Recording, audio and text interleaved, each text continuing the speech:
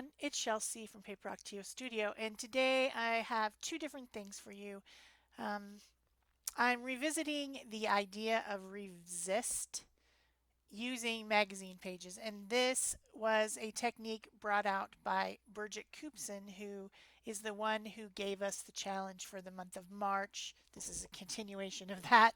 Um, and on the day of resist, I think it was, or maybe one of the days, she posted these prints that look like kind of like image transfers. And since then, several people have made videos that you might have seen, but I decided to try it out, and I found it to be very finicky and kind of a pain. And I really did not solve the solution of how to pick the pages that you're going to use. I know that pages, particularly ads from the fashion magazines like Bazaar and Marie Claire, work pretty well, but not every time. And I found a few other um, types of pages that worked. I don't have that much use for broody models, so I did try to print some different high contrast things on my inkjet printer and try to do the technique with that. Basically, it's trial and error. And if any of you try it and are good enough not to get frustrated real quickly, then you can maybe give us a tip on how you figured out which types of pages to use. I've seen people use pages from books. Um, I only had magazines. I don't have any book to cut up to try it out. Um, but it was fun, and I made some pretty interesting prints. I decided to use the Arteza paint because it has a pretty creamy, smooth, and very thin and fast drying consistency to it. These are the ones that Arteza sent me for a product review a while back. And I discovered that using a darker color first in a very thin layer, if you get too much paint on there, this isn't going to work. Then laying the magazine page over it and then pulling it off fairly quickly. Don't let it dry on there because that's going to pull all the paint off. So step two is to make sure that you pull it off pretty quickly. And then step three is to let it dry. So now you have some dry paint on your plate. I was going to say palette, but I'm talking about your plate. Then put some more wet paint over it in another very thin layer. In fact, if you can see the paint through the second layer of paint, like if you can see that crusty paint that's on there through the second layer, then you're doing good.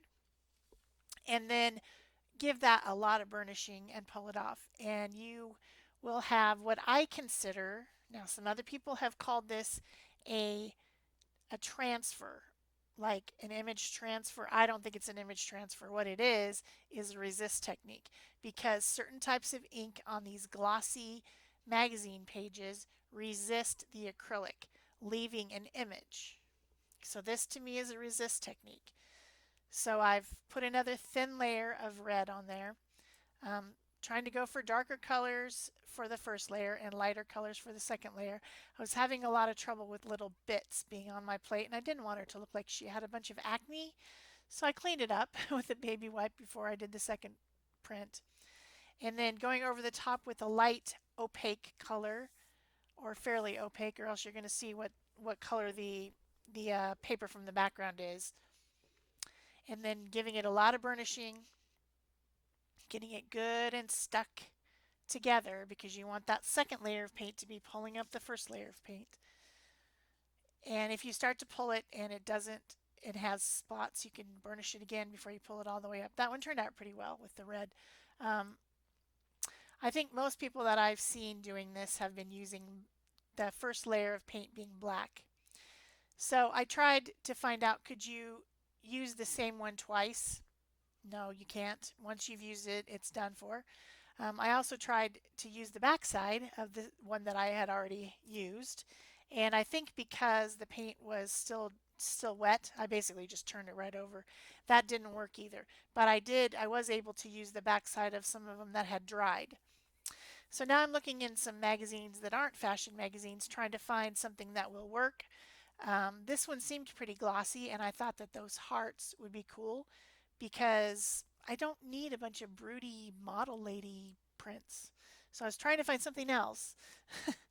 However, it really didn't work very well. There was a little bit of hearts, but not too much. You can't really see them. So then I decided to try an opaque white layer, and you end up seeing a little bit of the hearts on the final print, but not very much. I just moved on. I just moved on past the hearts. I wanted the hearts. I found this ad from a perfume bottle, and that turned out really well with the titanium white opaque paint as the first layer, and then printing it onto dark cardstock. So you can certainly do this printing onto dark cardstock. I used black paper for this. It is cardstock, not paper, but obviously there's black paper too. It's on the back side of a different print, as you can see. And that one turned out well, but I'm using opaque paints on the whole thing, so you don't see a lot of the black through. So then I think this one is from Good Housekeeping magazine, and it's an ad again. The ads seem to have the glossier paper and the glossier ink, which I think might be to make people's faces look good. Maybe they print ads in a little bit different way than other pages. And then I also was able to get those lettuces to print strangely. I was just kind of, looking at the paper to see if I could figure out what the trick is for figuring it out. I know that some magazines are really good for some techniques, like if you want to do the Citrusolve technique, you need to use National Geographic because it has a certain type of paper and a certain type of ink. And I think that this technique is the same. You need a certain type of paper and a certain type of ink for it to work.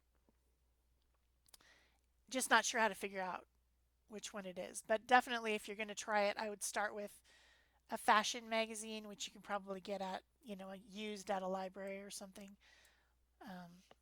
because they seem to work well. But see, now that one did not work, and that was a fashion magazine print. So yeah, I'm pretty baffled as to how to figure it out.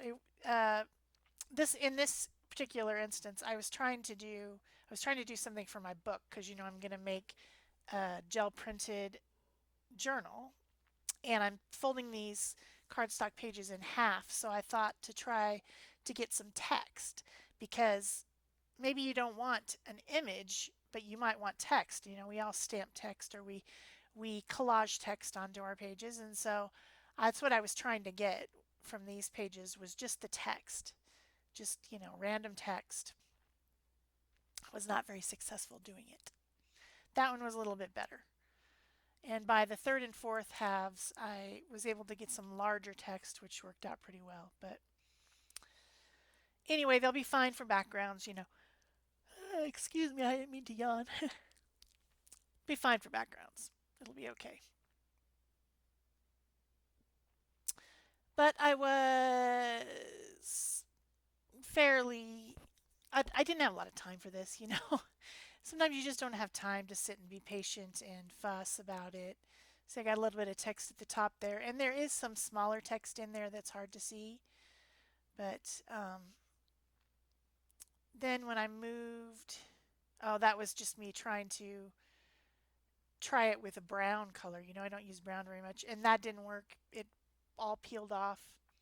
So I looked for different things back in my Marie Claire magazine, and I did not leave all my fails in here, by the way. I left some of the fails because I wanted you guys to see that even, that everyone fails at it. It's not something that you're going to be able to just do unless you're really smart and you can figure out what kind of ink magazine pages resist paint. Um, Maybe you already know, and maybe the first time you do it, it'll turn out great. But most of you who try this will have a learning curve like I did, and that's the reason that I left the ones that failed in there. However, there were more fails than this. That's all I'm saying. more fails than this. I started out without the camera even on just to see if I could do it, to see if I had the right stuff to do it. I like that that said at play, those big letters. That one turned out pretty well. And then this one too. I think it says 101 ideas or something like that. And it turned out with an interesting little tagline as well at the top. So that's the one I'm folding in half to put in the signatures of my gel printed book that I'm journal that I'm planning to make, which I will show you at the end of all this. You guys can continue to watch these gel printing videos until the end of the month. There will be more. I'm only on, this was only day 18, I think, because I had to go back and I wanted to be timely and get this one done. So here's some close-ups.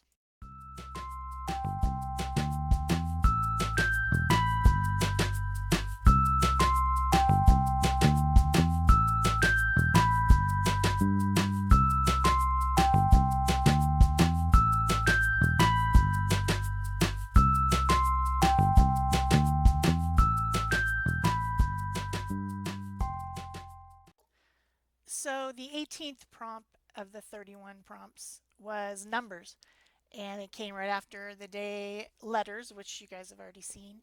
I had cut apart a stencil that had some a brick pattern on it and then these numbers, and so I'm also using this Andy Skinner stencil, and this technique is where you layer a layer of paint, put some stencils on, and then try to get off as much of the paint as you can through the holes. I've been doing this a lot lately. I've been enjoying it. So once everything's out of the holes, then you can go back and put color back in. And since this is kind of like a steampunky stencil, sort of, it's got that guy in the middle, and the reason I'm using it is because it has the Roman numerals, which are numbers.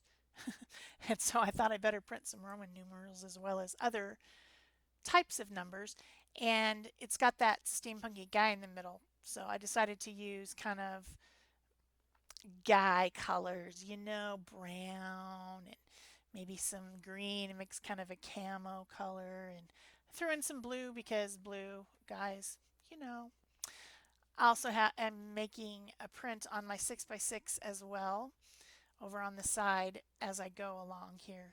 So that helps me to be able to roll out my paint, and also so it's smooth sometimes, and also to just not waste anything by using the extra paint on the second plate. I'm also making tags as I go along, and on this one I made a lot of really cool tags for this prompt. I'm using shipping tags that I had a box of 1,000 from Amazon, so it's a lot of shipping tags that I have.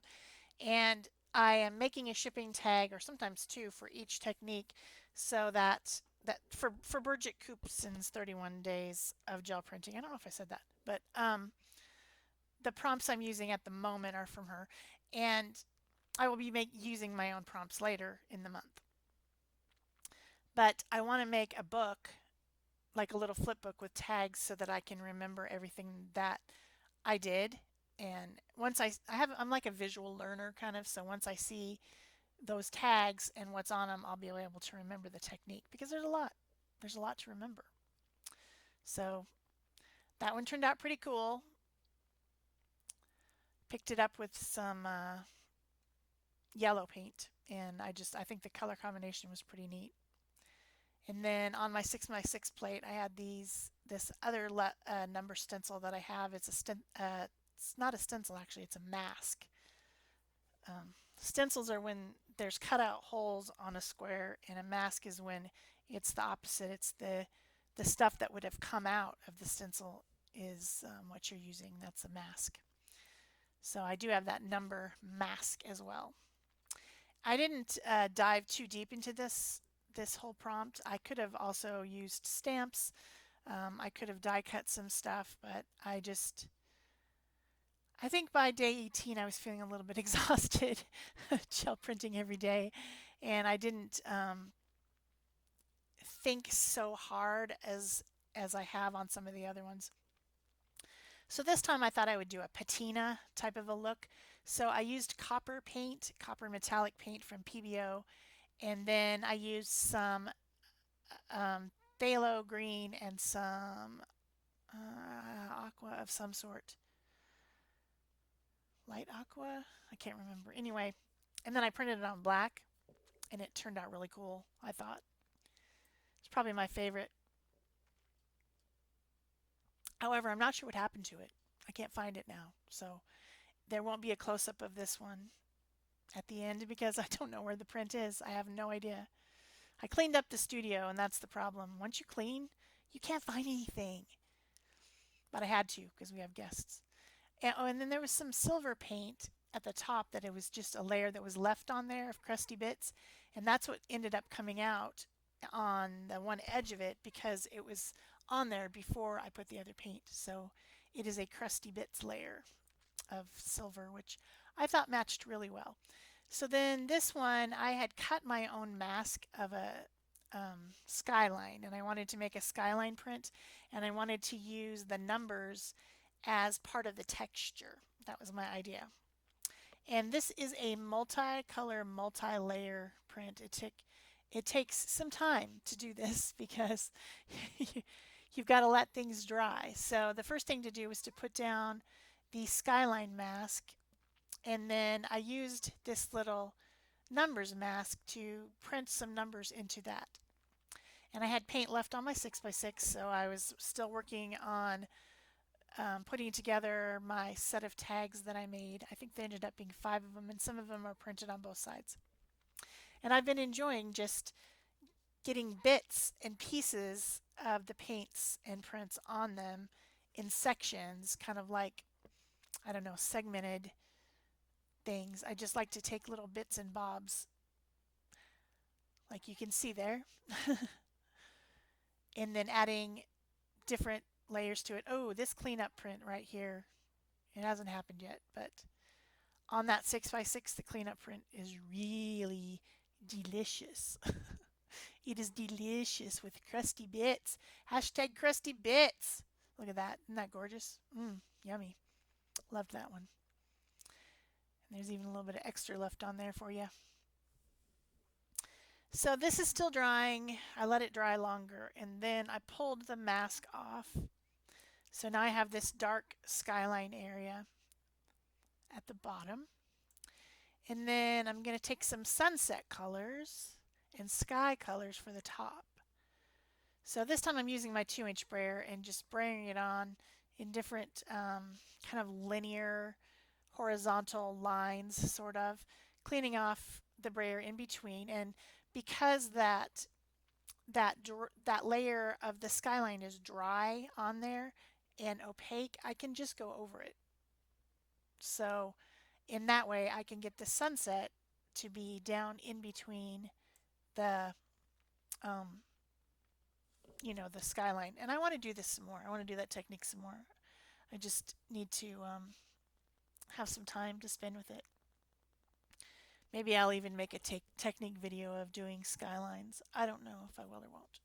But all it is just a cutout mask made out of a piece of cardstock. Still working on bits and bobs on my tags, and then while this is kind of tacky, I stamped a little bit of a script in the sky, a script stamp, so that it would kind of have kind of wiggly cloud line type things in it. And then finally, I put down my paper and I burnished the heck out of this because I want it to pull up as much as possible off that plate. It would be nice if it would have pulled every single bit off of it. It didn't, but it would have been nice if it would have.